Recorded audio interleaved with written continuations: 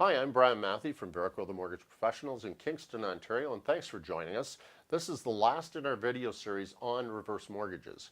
In our previous videos, we've talked about the myths concerning reverse mortgages, we've talked about some of the facts about reverse mortgages, and today what we're going to deal with is individual situations where a reverse mortgage has been a valuable planning tool for Canadians. Joining me again is Drew Brown from Home Equity Bank. And Drew, thanks for being on the hot seat in the first two videos. And we're gonna. This is gonna be a little easier because I'm not sort of putting you on the hot seat today. What I'm gonna do is ask you about specific situations, and we've touched on them in the previous videos. But I know that in talking with people, and I see it all the time based on the number of years that I've been in the business, that there's a lot of Canadians that may not necessarily have planned for their retirement, or there's other people that have planned for their retirement and have had that situation upset. So let's take the second situation first, because you mentioned one of the ones that I was thinking of specifically in the case of Sears employees. So here's Sears employees that for years and years have had their lifestyle built on an income, have had benefits available to them, and all the stories you read in the media are about the Sears employees losing 20% of their income. And on top of that, losing their benefits. And for anybody that's in business, you know what, I mean, I know what it costs to have benefits for myself, that if an employer pays for them, it's a significant benefit. When that falls in your lap, you can be talking $300 to $400 a month. So let's talk about that a bit. Okay, thanks for having me back again, Brian. So in that specific example, and we've actually, I'm sure you've had people call you about this, you know, if you're over 55 but not 65 yet, and you own your own home and you were a Sears employee, by the time you do retire, that 20% shortfall could be larger depending on what happens.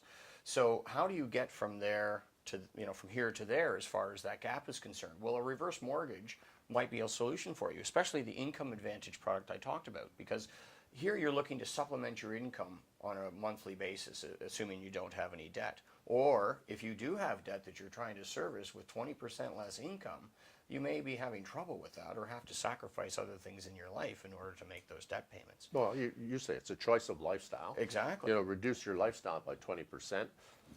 You've got somebody who's in a situation and maybe has a debt situation that they're dealing with that they had no problem dealing with on their income before. But we also talked about in the previous videos about how people qualify for mortgages today, how much more difficult that is. That's right. And that reverse mortgage, I think, could be a solution to that. Absolutely. I mean, about qualifying, I mean, you've got 20% less income now to qualify at much higher interest rates in order to get the financing that you might require. Well, you don't have that with us, right? There is no income qualification. You just need to have enough to pay your property taxes and your home insurance, which for most people is $6,000 to $8,000 a year. Well, your government pensions would certainly cover that. But, you know, also you don't know what's going to happen after the fact. You know, if the case happened that you're already 20% short now with the mismanagement of that pension plan, what's going to happen in 5 years? How do you know you're even going to have that, right? Yep. And so, and you aren't receiving your government pensions until at least a minimum of 60 for a reduced CPP, and then 65 for OAS. Well, how do you bridge the gap? Well, one of the options is to sell your home. But you've worked all this time, you've lived in this home for 30 some odd years, and now you're being forced into a situation that you didn't create, and now you're having to make the decisions based on that. This gives you an opportunity to not have to make those decisions, actually, so you can stay in your home and start to enjoy your retirement, especially, you know, depending on where you live. It may be quite expensive for you to sell that house and rent. This is a much more, it is a less costly option. If you take the cost of rent today, and we all know, I mean, there's a rental, certainly in Kingston, I know that I think we are one of the lowest rental vacancy rates. I think it's less than 1 or less than 0.8%. Yeah, is the vacancy it's crazy. rate. And the cost of rentals today, if you take any market in Canada, is significant compared to many people staying in their homes. So that's you know, that's I think a pretty good solution. And all of a sudden you're competing with everybody in the marketplace: students, middle income earners, middle-aged people. I mean, it's not just seniors you're looking to get that kind of housing, and you're competing with everybody for that property or for that rental unit. So we are certainly a really good solution in that particular case. What about the case of somebody who is maybe selling their home and buying a home? Because I heard I think I read about an interesting case involving that. How does that work? Well, that a lot of times people will expect, or they're going to use the sale of their home and the equity that they receive from it, even if they have a mortgage currently, and that gets paid out when they sell their property. they're going to use that equity to fund their retirement and also purchase the next home. Well, two things happen. One, as of January 1st, they're not going to qualify necessarily for the home that they need.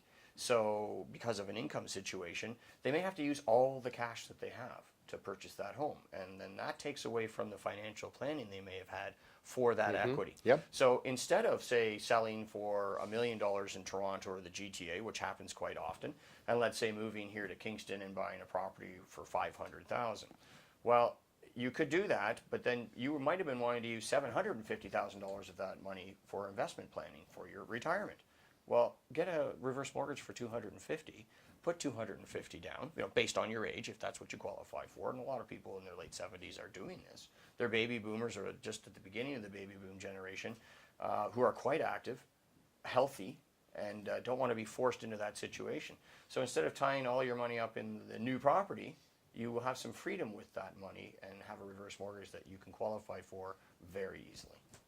So, the other thing that I wanted to go back on, because we touched on this briefly in the other two videos again, is this aspect of family, and getting your family involved in the reverse mortgage. So let's talk a bit about that.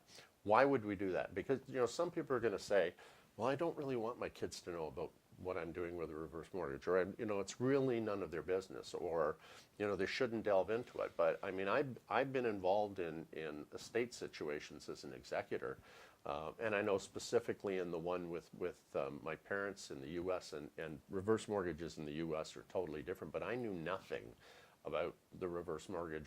And believe me, it took a long time to look through the documents, find out what it was all about, and actually resolve the estate. So do you think there's an argument for the parents saying, well, I don't want them to know anything, or how do you broach that? Well, they may feel there's a case for that argument, but I think it's also a generational thing. And when I say that, we find it less and less that it's more of a barrier to have that conversation. It's very important to have that conversation with your kids or whoever your executor or who's managing your estate, going forward. Because in today's world with online banking and passwords for social media and for all of these things, it's best to have them know what you have in your life at that particular point, so that if something were to happen, they know how to manage it. Otherwise, it can be a real challenge, as you of course discovered. Yeah, I've been there. And you know what? I understand that, and when I say generational, there's been people that didn't have a mortgage for 40 years, and they were never going to get another one. But, this would make a difference to their lives. There's some embarrassment sometimes. There's a bit of shame. There could be some guilt. There are all kinds of different feelings that they're not comfortable sharing with their kids. And, hopefully as time goes on, I think is changing. Talking about estate planning is not always a comfortable conversation, because somebody's going to pass at one point. And nobody likes to talk about that. And I understand that. But it's a normal course of life. It happens to everybody.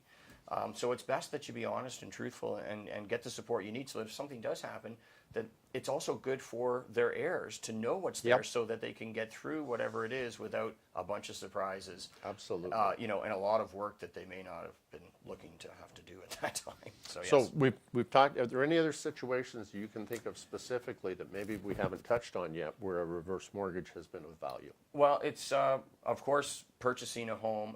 You know what? We have a lot of clients that reach out to brokers like yourselves, looking to purchase an investment property or a vacation property. Oh, right. So, especially if you're looking to buy in the United States, trying to finance a property in another country is a lot of work, and it's very expensive. Whereas if you have a property here that's worth enough money that you can take out the equity necessary to make the purchase somewhere else, first of all, you're not making payments on it, and so you're not making payments on the other one. You've gained an asset that you can always sell as well to get that back. And same thing in this country. And so a lot of people actually do it with cottages.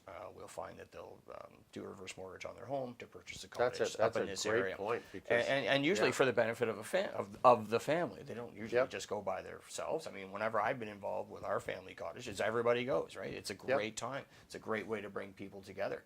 And sometimes people don't even know that they have that ability or option to do that. So now you've taken the mortgage on the principal residence, you still have that equity left, and now you have another property with no mortgage on it, and of course it's going to grow in value as well. So it actually adds to your estate going forward. Yeah, that's a really good that's point. gained a lot of popularity. Perfect. Well, Drew, listen, I put you on the hot seat. I think we've talked a lot about reverse Yes, we mortgages. have, We yes. tried to keep these videos short, but we get into the conversations, and I think it's important, that people hear what we're talking about, because there is so much involved in a reverse mortgage that they need to know. We've talked about the myths, we've talked about the facts, we've talked about specific situations. So again, thank you for joining me. I really appreciate it.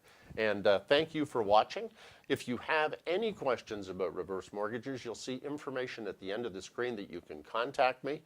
Reverse mortgages, I would safe to say, and again, I'm a baby boomer, so I'm there. I'm looking at this just like everybody else is, and so I think the reverse mortgage has a place in people's financial plan. It's not for everybody, but sitting down with somebody so that they can go through the pros and the cons and looking at alternative financing, you may find that a reverse mortgage is an excellent choice for you.